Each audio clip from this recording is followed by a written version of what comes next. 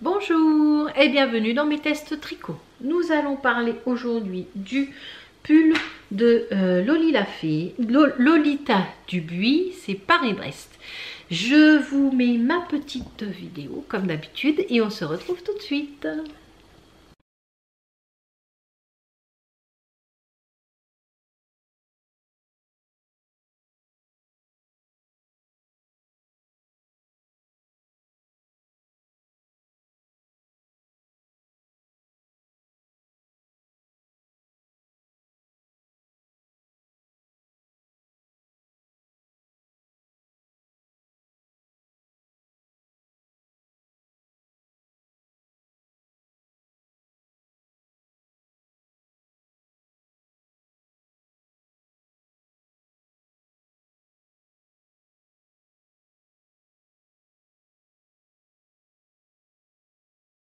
Voilà. Alors, c'est un pull que vous pouvez retrouver. D'abord, on va parler des designers, ça sera mieux.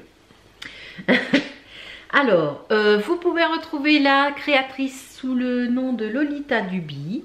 Dubuis. Je sais pas pourquoi je dis Dubuis. Dubuis. Vous pouvez la retrouver sur Instagram. Elle a un podcast sur Patreon sous le pseudo Loli la Fée. Voilà. C'est un patron le pull s'appelle Paris-Brest. Il coûte 7,20 € et c'était un partenariat avec Laine Amourée. Alors, il se tricote en 3,25. Moi, je l'ai tricoté en 3,5.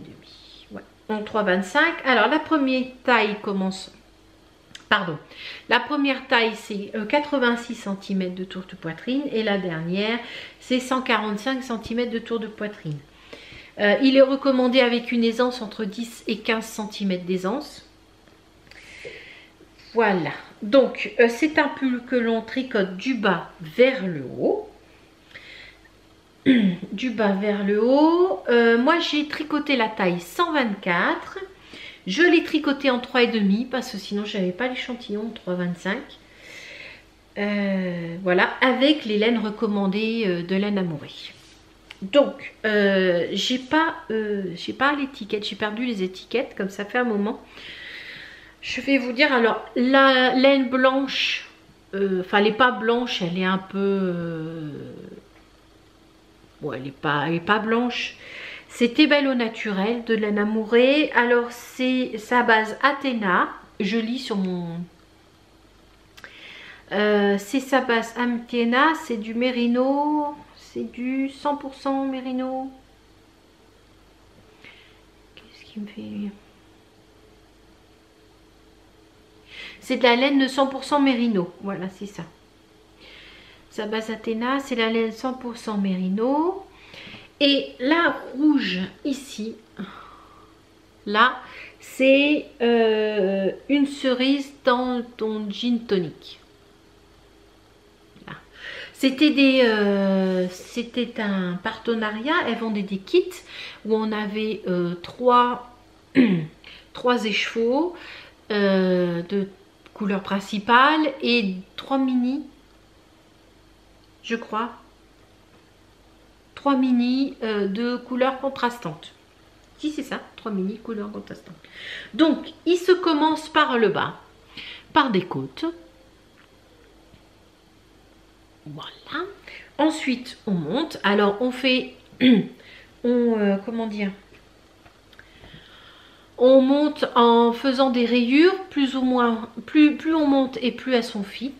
Plus les rayures sont fines. On fait la hauteur de corps recommandée. Ensuite,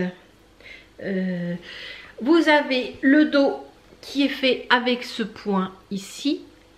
Alors, si vous ne voulez pas le faire, elle a mis une option pour pas que vous fassiez. Sinon, si vous voulez le faire, il faut le commencer. Je crois qu'on le commence avant la séparation du dos et de devant. Voilà. Donc ça, c'est le point du dos. Voilà, jusqu'en haut. On a des petits rangs raccourcis à faire au niveau du dos. Alors il faut faire attention au niveau du point parce qu'il ne faut pas se louper. Après, on fait le devant, hein, séparément. On rabat à 3 aiguilles. On rabat à 3 aiguilles. Oui, j'ai un trou là. Ah non, c'est un peu lâche. On rabat 3 aiguilles et après on monte les mailles pour faire la bande d'encolure. Oh, il n'y a pas grand chose, hein. Ensuite, on relève les mailles sur le côté et on fait les manches avec le même principe, sauf que là on va commencer par la bande la plus fine et on va finir par la bande la plus large. Là, on fait des diminutions, évidemment. Évidemment, non, c'est pas une évidence, hein.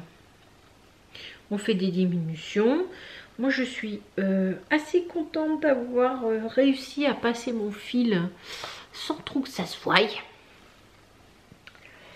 C'est... ouais. Il y a des fois, il y a des petits loupés là. Mais bon, hein, il y a des fois, il y a des petits loupés. Mais ça va, je trouve, ça va quand même, hein. C'est quand même du blanc, donc... et en plus, mes rayures sont pas trop moches non plus. Donc, c'est pas ce côté-là. Non, c'est pas ce côté-là. C'est ce côté-là. Bon, au début, je me suis un peu plantée. Voilà, ouais, on va dire là. J'ai mal passé mon fil. Je sais pas ce que j'ai foutu. Mais bon, au début, c'était pas évident de faire correctement le passage là des rayures. Mais il y a des fois où j'arrivais à les faire correctement, puis il y a des fois où je sais pas ce que j'ai fait n'importe quoi. Voilà, j'ai fait n'importe quoi. Sur les manches, c'est un peu moins loupé, je trouve. Voilà. C'est un peu plus régulier, enfin bon. Voilà quoi. Donc, bah voilà. Hein, c'est un pull assez facile. La seule difficulté, c'est les rayures. Et si vous ne voulez pas vous embêter avec le point dans le dos, ben vous ne le faites pas. Elle le marque dans le patron. Si vous ne voulez pas le faire, vous ne le faites pas.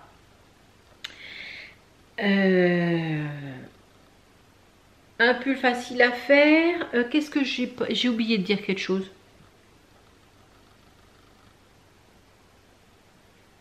Oui, du bas vers le haut. Oui, les écheveaux. Alors, j'ai utilisé les 3 écheveaux. Il me reste ça, en fait, de la pelote. C'est vraiment pas grand-chose. Ah, il veut pas.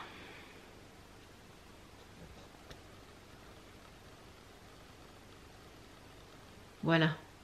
Il me reste que ça, du blanc et du rouge. Je crois que j'en ai plus. Le rouge, j'en ai plus du tout. Voilà. Sinon, je vous ai dit, ouais, oui. Et j'ai utilisé 1200. J'ai utilisé 3 écheveaux. Alors c'est 1252 mètres pour la couleur principale, et pour la couleur contrastante, j'ai utilisé 240 mètres. Pile poil. Il me restait, mais franchement, un tout petit bout. Je crois que je m'en suis servi pour faire un montage provisoire au crochet sur un autre projet. Mais il me restait franchement pas grand chose. Voilà, sinon, est-ce que j'ai tout dit? Et j'ai l'impression d'avoir oublié des trucs là, mais je ne me souviens plus quoi. Enfin bon, en faisant le montage, je vais sûrement m'en rappeler et vous allez avoir des écritures de partout. Sûrement. Donc voilà. Donc je vous souhaite la prochaine fois. Hein, j'ai dit que j'avais fait la taille 124. Bah oui. Donc en tout, ça m'a fait 1492 mètres en tout, hein, avec la couleur principale et la couleur contrastante. 1492 mètres. Moi, je l'ai fait en 3,5. Je vous l'ai dit. Bah oui, mais je me répète. Hein. C'est ça, la vieillesse. Bon, bah écoutez, je ne veux pas non plus m'éterniser. Je pense que je vous ai dit. Si par hasard j'oublie quelque chose, de toute façon, je vous le mettrai quelque part. Et puis, ben, je vous... comment dire, Oh mince. Vous, si vous avez des questions, n'hésitez pas à m'en poser en dessous, puis je répondrai. Voilà. Donc, ben, à très vite. Au revoir.